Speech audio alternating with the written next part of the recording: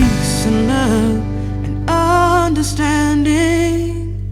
This could be heaven here on earth.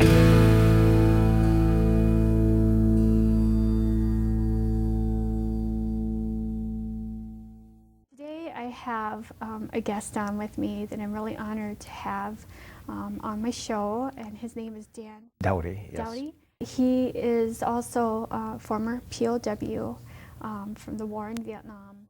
Personal background of where you grew up and that type of information first. Yeah, I grew up on a little farm just outside of Ladysmith, Wisconsin. I was the kind of the middle of 8 children, and I went to Ladysmith schools, and we just small farm outside of town, and I graduated from Ladysmith High School in 1952. Now, as far as Vietnam goes, what year did you go to Vietnam? Okay, I didn't go to Vietnam until 1965. Okay. But I went in the military.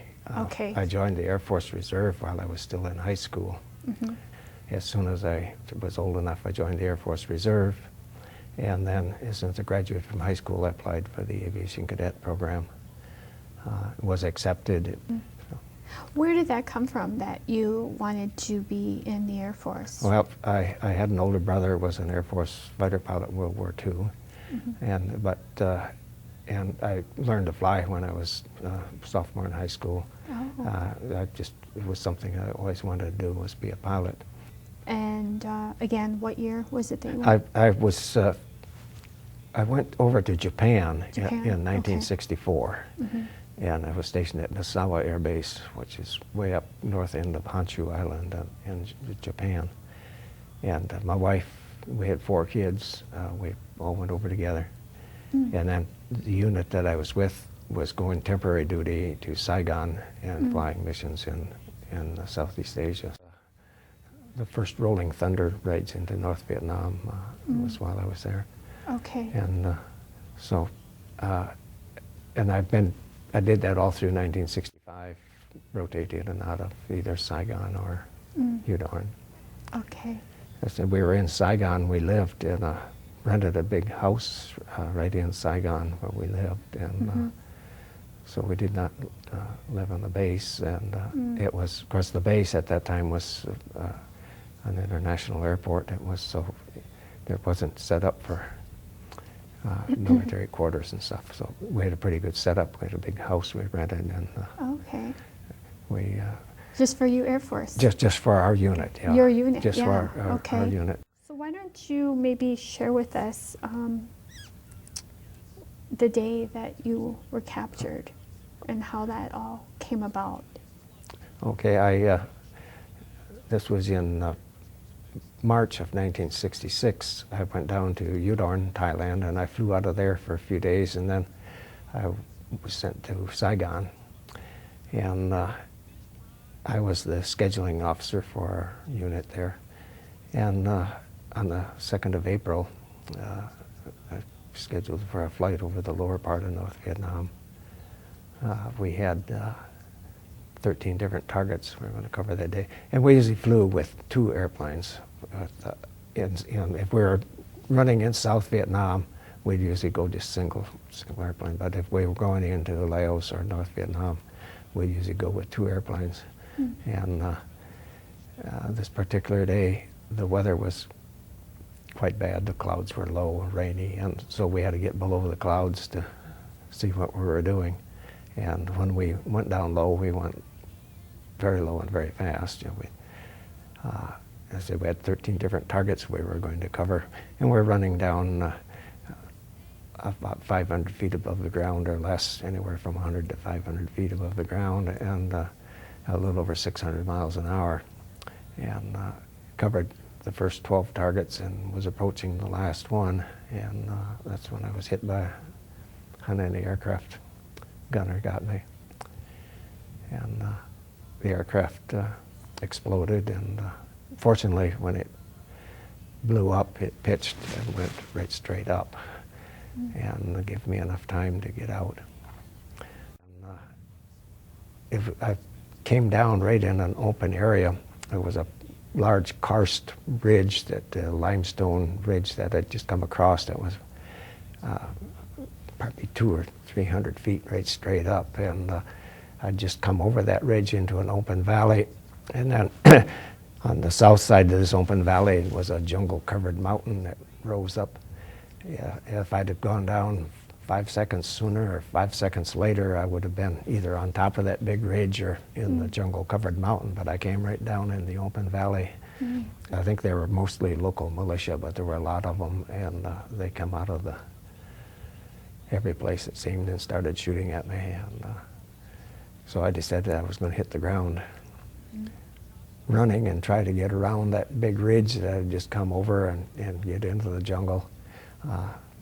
I undid my parachute, so I was just sitting in the harness, just hanging in, but I had the straps all unbuckled, so when I hit the ground I could run, and that's what I did. But I forgot to take off my helmet with my oxygen mask, which was hooked to my parachute that I was trying to run away from. So I fell down, which was probably good because I fell down right behind a great big boulder, and they were blazing away at me with their rifles. So, but within, seemed probably 30 seconds, the first ones got to me and captured me. How many people would you guess maybe that were coming Oh, there were at probably you? 100.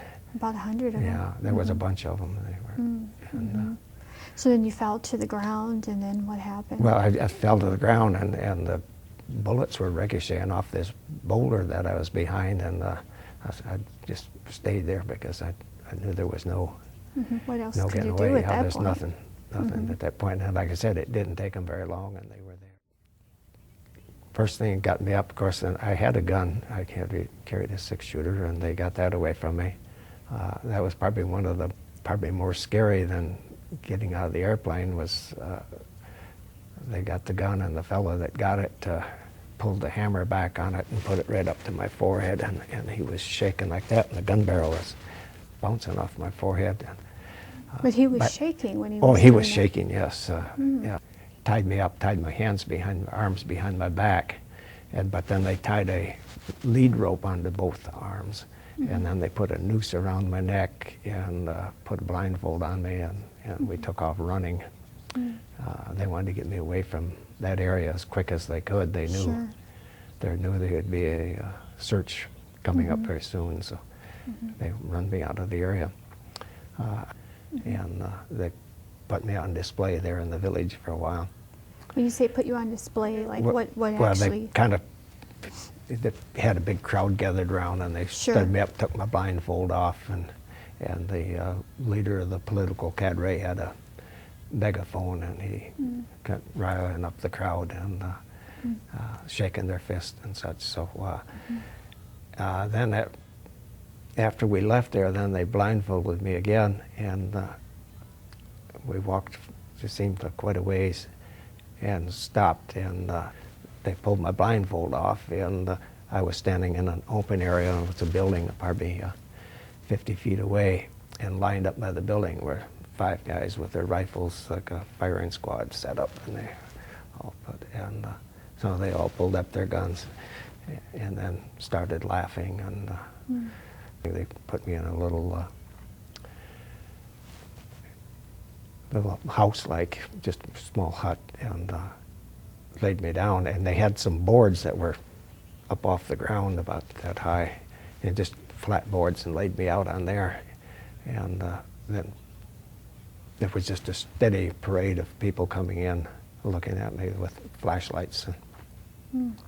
Some would poke me, and some would shake their fist, and some just walked by and looked. There was one elderly gentleman come by. He stopped and looked at me for quite a while and shined the flashlight on me. And then he went off, and about 5 minutes later he was back, and he had a block of wood about 6-8 inches long and 2 inches thick, and he had me raise up. He put that under my head raise my head up, so I didn't have to lay flat on the flat on the boards. Wow. Yeah. What did you think about that? I thought, gee, I couldn't believe it. You know, that was Yeah. quite amazing. And through that night, quite a few of the people that had come through seemed to show some compassion for my situation. And then the next day, I was right at daybreak, was taken, and we went up a mountain. I would guess walked 3-4 miles, and went up into a cave. There was a family living in the cave, but it was kind of a 2-level thing. You went in and went down here, and that's where the family. Then there was an upper level, and that's where they put me. There was again a lot of people coming by the cave and shining lights, and then there was a reporter from the Russian newspaper. That's what he said he was anyway, and he looked to be a Russian guy to me. But he come in and he could speak some English, and he was wanting me to write down my name, so he could he wanted me to write a letter to my wife and stuff. And I wasn't about to even touch a pen because I knew what they were after. They just wanted a picture of me signing something with a pen. But he tried to ask some questions and stuff, and at one point he got up and slapped me around a little bit. And The Russian guy? yeah, the Russian guy did. And but then later that day, then they brought me some food. I thought it was a pretty good meal considering the situation. Then that afternoon again, they were trying to get me to write something. And then there was a young Vietnamese girl they brought in and had her sit next to me. And she kept trying to hand me the pen. And did you ever end up meeting any other? No. Okay. I got to near the city of Dong Hoi, and I'd flown over that area enough that I knew all the time, even though they blindfolded me when we were walking. They got tired of walking too, and so the blindfold would be really loose, and so I could keep track of pretty well where I was. And most of the nights that we walked, it was nice, bright light, moonlight, and so I knew exactly where I was just by the terrain features that we were following. And so I ended up, I think, not too far from the airfield in Dong Hoi, which was one of my targets the day that I was shot down. Sure. And stayed in a house there. Up to this point, treatment had been pretty good. You know, I'd been getting not what I'd want to eat, but I was getting enough to eat, and they kept me plenty to drink. So there'd been no bad treatment at all, other than you know, like that first night, there were a few people would jab and take a slap at me and stuff. But but then when I got to Dong Hoi there, things really, I think that was where the local militias had turned me over to the regular army, but things went downhill fast. Would you mind sharing some of how that Well, when I got there, place? they put me into this little house, you know, dirt floor, but they had some planks laid on the floor, and that's what was my bed. I laid on those planks, and they had me laying flat on my back, and if I just moved a little bit, they would hit me with a rifle butt. And my feet hung over the end of the planks. I was longer than the boards were that they had me on. And every once in a while they'd come along with a rifle butt and whack my feet.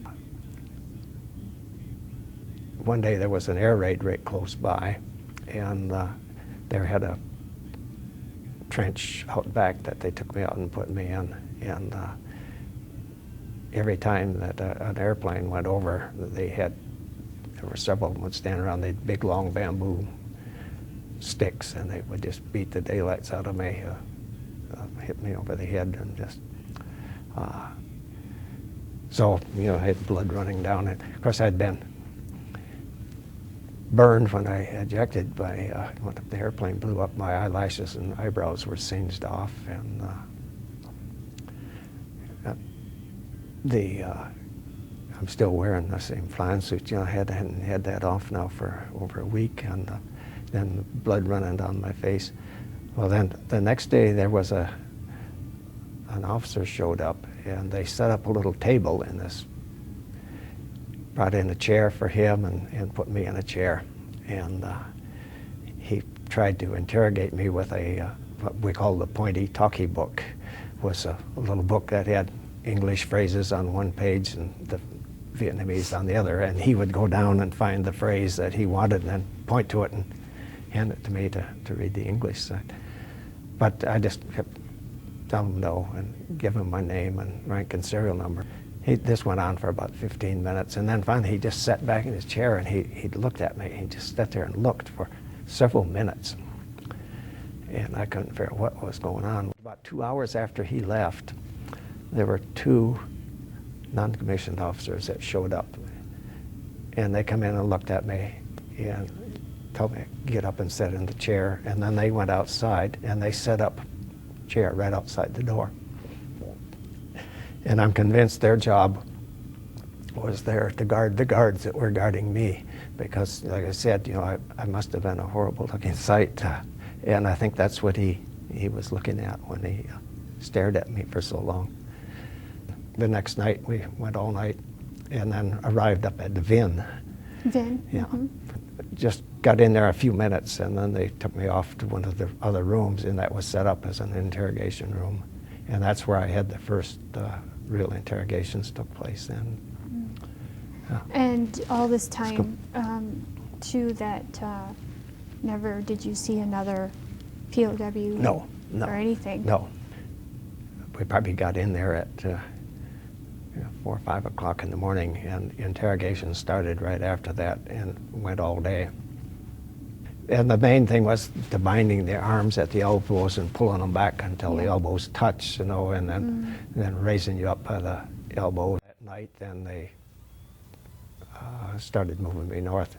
This time they put me on a bus, a little 20-passenger bus, and we traveled all one night and ended up at the city of Than Hoa.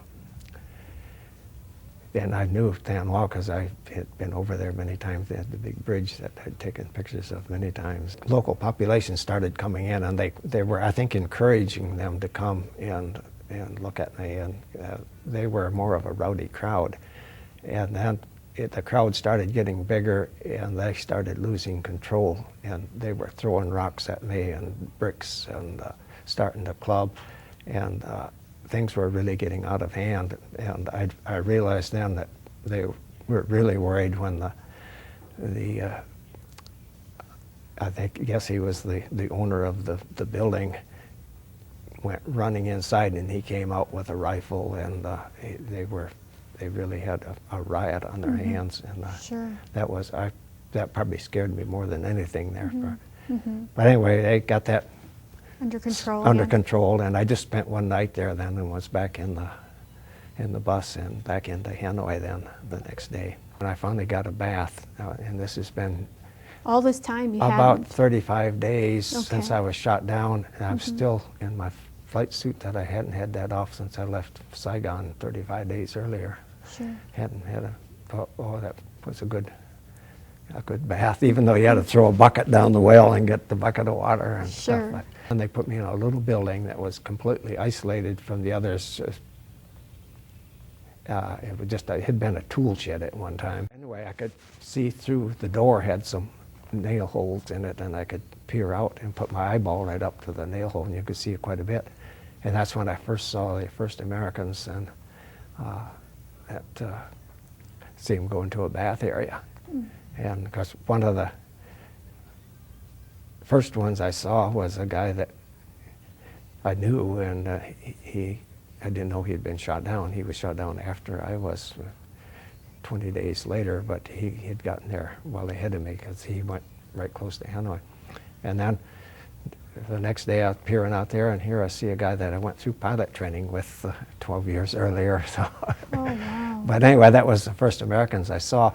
But it was a few days out there before I had any contact with them. And on Sundays, the activity in the camp, there usually weren't interrogations going on, and there were usually just 2 roving guards around the camp. And so it was kind of quiet. The ones in there, they called out to me and said, "Hey, new guy out there, Yeah. what's your name and how did you get here?" And one of the very first questions you always got was, when's the war going to end? And but anyway, that was the first people I had any contact with, and they're the ones that wanted to know if I knew the tap code. When I finally got moved into a cell that has somebody next door to me, well, then I got to tapping. I found I could tap the code out really good, but I had an awful hard time interpreting it when they come back through the other way. Oh, It took me several months to master that, but once I did get it, I got where I could, it just like we're talking now, I could just rattle off the code. How did you cope day in and day out? We kind of got into a routine of every morning review everything that had happened to me up at that time, you know, and then also then go through a list of everybody that I'd heard of that was there.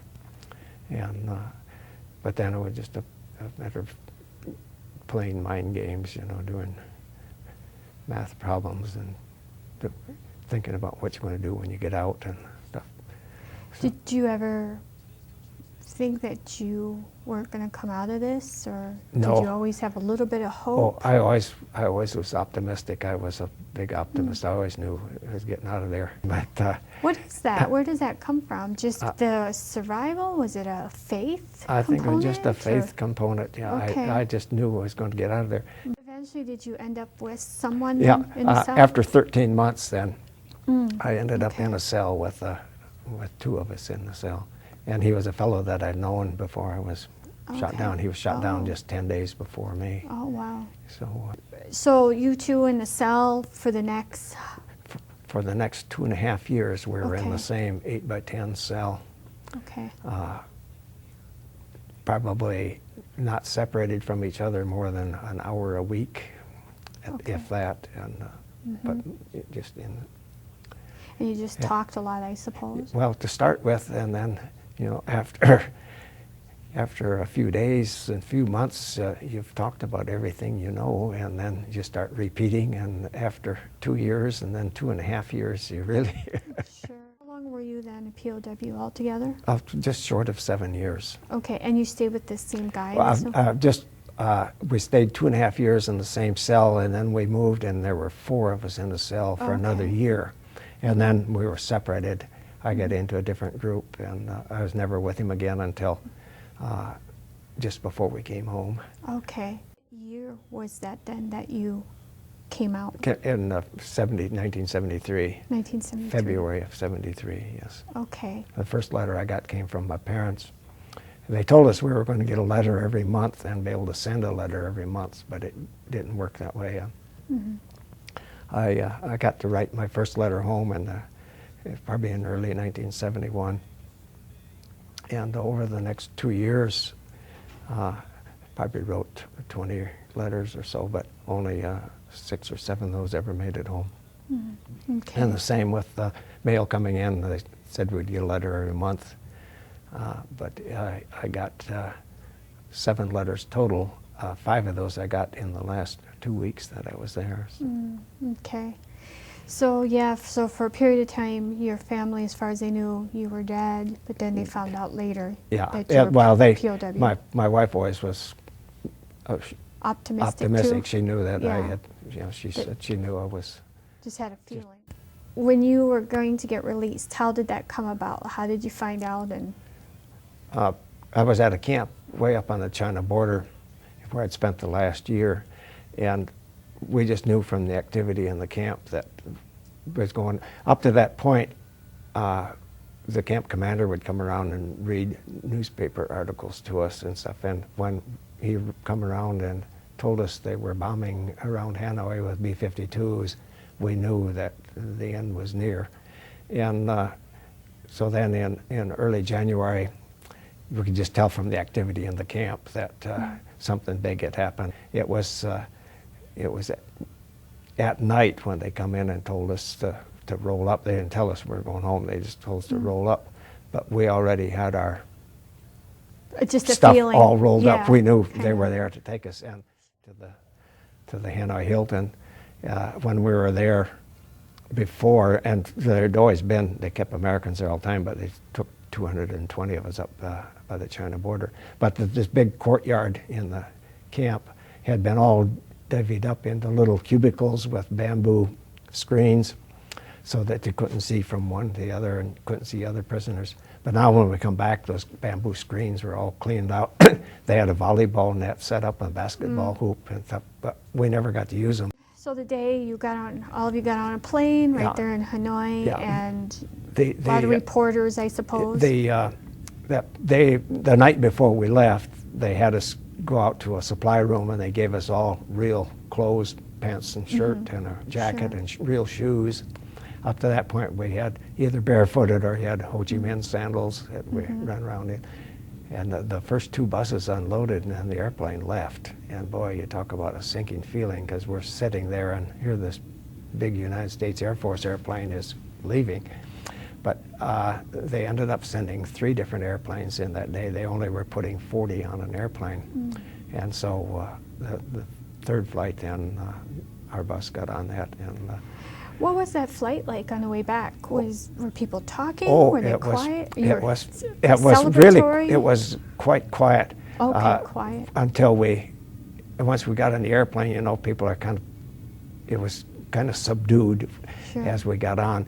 But then once the airplane broke off ground, once the wheels left the ground, You knew there was you were a out of big there. cheer. Yeah. And then again, when we crossed the coast outbound heading for the Philippines, the big cheer went up.